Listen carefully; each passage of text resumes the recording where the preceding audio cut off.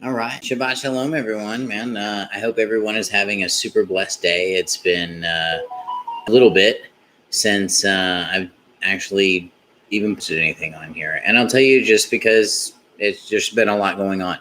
Those of you guys that be watching the Houston County thing and all that. And if you're not, well, you can go watch it if you want to. But either way, that's not the point of this discussion.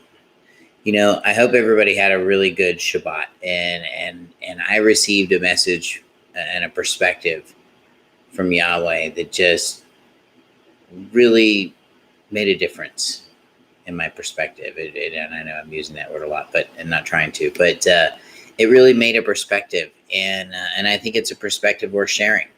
So anyway, I thought today I would ask the sensitive question. Because I'm the guy in my house that makes fun of the funny stuff, the social stuff, like no farting in the house. I'm the guy that always makes fun of that kind of stuff, because I find a fair amount of humor in silly things like that. And when people act like, their stuff doesn't stink or stuff like that, it's always fun to throw a little satire at it, Ta-da. Anyway, and and throughout the years and before I walked with Yahweh, my comments and my views were, wow, like way over the top. And some of you guys that have known me through this transformation have generally seen a transformation. And so it's definitely not me anymore. But, so I'm still known to be a little bit perky, I guess is what I'm trying to say. But so let's talk about this question. Special people. People that are impaired, people that can't see. Remember Yeshua, when he was here, what did he do? He performed healings, right? That's right. He taught, he restored people's sight to people that couldn't see. He reported, fix this. Yeah, I don't know if you can fix this, but, he tried. No, I'm kidding. No, he succeeded, of course. But, the man is the one that can't control the tongue. Yahweh can heal anything, just to put some clarity on that. But at any rate, that's just where we're at. But so what does that mean? Why even have these special people? Do you feel like sometimes these special people, when you see them, they're living in a cage? People with Down syndrome. I have friends that have children that are very special, and they do, and I love them dearly, but there's got to be an explanation for it. Does it have to be just that ugly little topic in the room that everybody just has to be quiet and go, let's wait till it passes? Or can we accept something? Well, that was the question that I had, and I brought it to Yahweh, and I said, Yahweh, what about this? Why is it so uncomfortable? Why can't we just call the poodle a poodle? Why can't we? Oh, see, look, I already got somebody excited. I already know. He's being insensitive. No, I'm not. Just having an adult conversation. And if this is not adult enough for you, please go back to the shopping channel. Yes, please do that. That's good. Anyway, so, I asked Yahweh for some clarity. And I'm going to tell you, when you bring stuff before Yahweh, he is proficient. and in more times than not, he gives you an answer, or he gives me an answer that serves far and beyond what the interpretation was that I was seeking. In other words, if I ask him, hey, how do you work the windshield wipers? He shows me how to work everything in one breath, because he's just that good. That's right. And those of you guys that don't know what that's like, it's living with Yah. It's putting him first. And most importantly, having the evidence in your life that you put him first, not the grace junkies. But we'll talk about that in a second. Let's get back to the special people. Right. Special people. Ooh, still uncomfortable, right? Okay, so it shouldn't be comfortable or uncomfortable for you anymore. And I'm going to tell you why. What if I told you all of us were a little bit special? What if I told you all of us have an inability to see? All of us have an inability not to hear something when maybe we should, right? And all of us have an ability to speak, but sometimes we don't know how to. Now, who does that sound like? It sounds like a normal person. That's right. So, okay, great. That's a lovely parallel, Tim. So, again, what land the plane, right? Let's get here. Okay, all right, I'm getting there. So what I'm saying is that we're special too. And what does Yahweh do to a lot of those special people?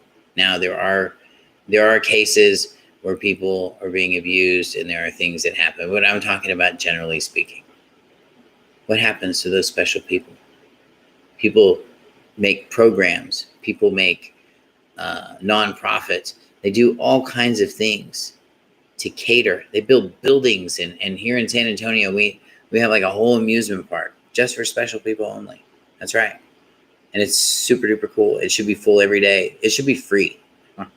Then it would be full and then it would serve its purpose. But it's like super expensive to get in there. And that's another political story. Failure, actually. Anyway, so what I'm saying is that we're all a little special. And so when you pass by somebody today, and they might be just a lot more special than you. And you know what? You need to look at yourself and realize that you're just as special. You're missing things in life too. You might think that they're missing things in life, but you know what? They're being protected. You get it? See all those special people? Go touch one of those special people and see what happens. Ooh. You'll have a whole police department, a whole block, a neighborhood, NAACP, everybody come after you until they get the last drop of blood from you. Let me tell you what that is. That's the power of Yahweh. And he puts those people and he protects those people and he loves every one of those people. And every one of those people has a purpose. Those persons have a purpose, and their purpose is to praise Yahweh. Now, where does that put you and me in all this? You know what? It puts us a couple of steps above them. That's where it puts you and me. So when you go out today and you see someone that's maybe not doing as well, or maybe that's struggling with something, don't belittle them. Don't remind them what color they are. Don't remind them that they're homeless. They certainly don't need any help doing that. Don't remind them that they can't be helped. Remind them that you can help them. Remind them that Yahweh can use you. And if he can use you in the little things, he'll use you in the much greater things. So again, why does he create special people? Because they can be protected. So they can be protected from anybody. Do you realize everything going on in the world right now, all the special people don't care? I'm not going to say all of them, but I'm going to say a majority of them really don't care. A majority of them are just taking it day to day to day. Well, what does that tell you about you? Are you trying to take your whole walk, your whole next 30 years at the dinner table with your family? Here's the plan, Stan. Is that you? You know what? Stan, start serving Yahweh. You know what? If somebody says, let me just see some evidence in your life that you serve this creator. Let's see it. What do you have? Do you observe his feasts? Do you observe his holidays, or do you observe these other holidays like Christmas and Halloween? You know, we got that demonic holiday coming up, and you're going to watch scary movies and give out candy and listen to stories of people putting razor blades in coffee beans or something dumb like that. Is that you? Then if that's you, what's the difference between you and the ones that aren't serving Yahweh, the ones that are out killing rabbits on Halloween? What's the difference? Oh, because it's how you feel? Let me tell you something. The devil even knows who Yahweh is. He knows his name. He knows all of his names. So I invite you today to understand where you are in life. And it was very humbling when Yahweh showed me this today or yesterday during Shabbat. And I just wanted to share it with you guys.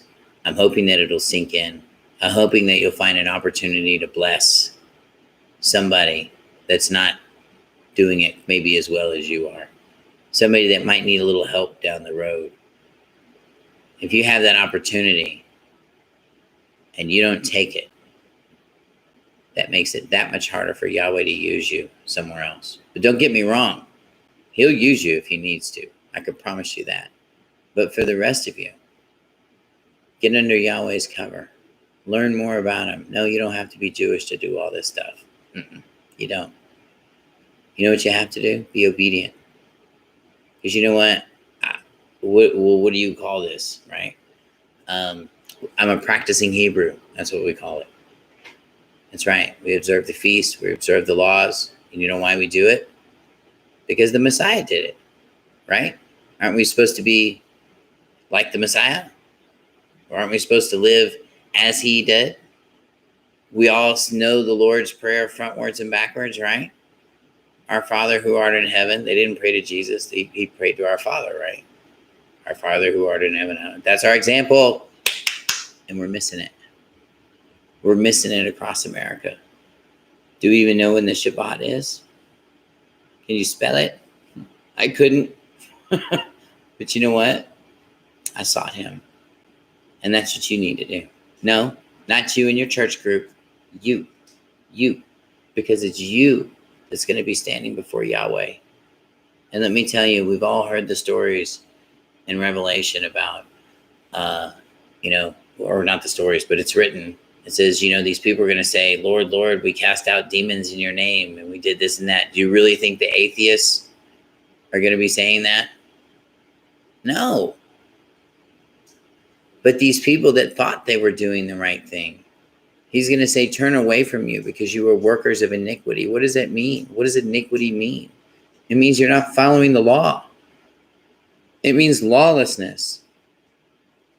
So if there's some magical new covenant that suddenly sprung loose somewhere between here and there that allowed everybody to be totally lawless and they could go do whatever they want, it's really funny how you go back to Revelation and he says, be gone from me, workers of iniquity, because I didn't know you and I don't know you. Faith without works is dead, my friend. And if we don't have faith in our works, if we don't have evidence of such, then it's like seeing a lemon tree that has no lemons. How do you know it's a lemon tree? It has no lemons. What does Yahweh do with lemon trees? He cuts them down. If you're not going to produce fruit, I'm going to tell you, America, everybody that's listening, if you don't get your house in order, you're going to find yourself outside of the gates. You're going to find yourself one of those people, those workers of iniquity that chose not to follow the law, that chose to say, hey, you know what? We're going to do it our way. You know what? His name is not our way. His name is Yahweh, and that means his way. Okay? How many way? Who's the way, the truth, and the life? Who is it? And who, how? And how can he get there? Well, then you better follow it. You want to be more Christ-like? Well, you better learn his name first. And number one, he's a Hebrew. And he was born as a Hebrew. He doesn't have a Greek name. And you know what? Even the Hispanic people know this. That's why you'll never see any of them saying, Jesus, we'll come over and paint your house. But Jesus, though they're spelled the same, will not come over and paint your house. And do you know why? Well, that's another story all in itself. But you know what? Today's topic that I just wanted to get off my chest was about those special people. And remember that number one, just like in the days of Daniel, in the book of Daniel, when it talks about, the king, he sent him out to go live for 7 years, and he had to be of the beasts. You can be made special too. Nebuchadnezzar was made pretty darn special for about 7 years until he decided to acknowledge Yahweh. And you need to acknowledge Yahweh in your life. You need to acknowledge his authority in your life, not some man's authority, not your prayer group, not your church membership. That isn't going to get you there. But your obedience, and your heart seeking him, really seeking him, not seeking the approval of your uh, people at church. Okay. Yahweh is not stuck in a building anymore. He never has been. Yeshua, he's not there either. He's sitting at the right hand of the Father. Anybody that tells you they walk with Jesus is crazy. It can't make sense. Read the scripture. It says he's sitting at the right hand of the Father, and he'll come back. The Messiah will come back, but that's not his name.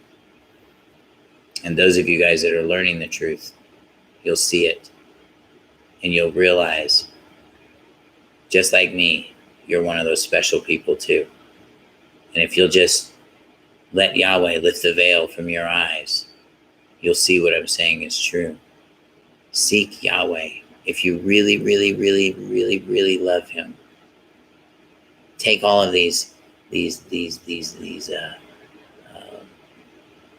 cultures and all of these things that we do in our culture.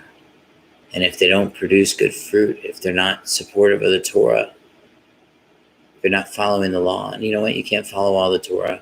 And Yeshua didn't follow the entire Torah. And the reason he didn't follow it is because it didn't all apply to him. Ha ha. It's true. Because he wasn't operating as a priest. So therefore there's a bunch of priest law and things like that that we don't have to abide to either. You know? And there's people that work in the temple. I don't work in the temple. So we're good there too. But this body of ours is a temple, and we got to take care of it. I invite you guys to Google temple maintenance. Look up Adam just look him up. You know what I mean? You're going to see a parable of the vineyard. Look him up. You'll learn a lot. Those of you guys that are trying to fine-tune your walk every day with Yahweh. And he'll restore you, and he'll save you, and he'll bring you out of anything that you might be in. You guys want a victory? That's how you get there. All right, 17 minutes. I think that's long enough. You guys be super blessed in all you do. Remember, Yeshua and our Creator loves you so much that he's given you this opportunity to get on your face and acknowledge him as Yahweh, the Creator, our Elohim. Ask him into your life today. Make the commitment today. Bring all of your sins before him today and ask him through the Messiah to forgive you. And it's so much more than believing, guys. Now you gotta start doing the law. Now you gotta start learning the law. And you gotta learn the feast too. Ooh, it's a lot of stuff, man. But you know what? It's worth it. And I hope that you guys find it in your heart to do that. May Yahweh bless you, bless your day, bless all and everyone around you. Have a beautiful day.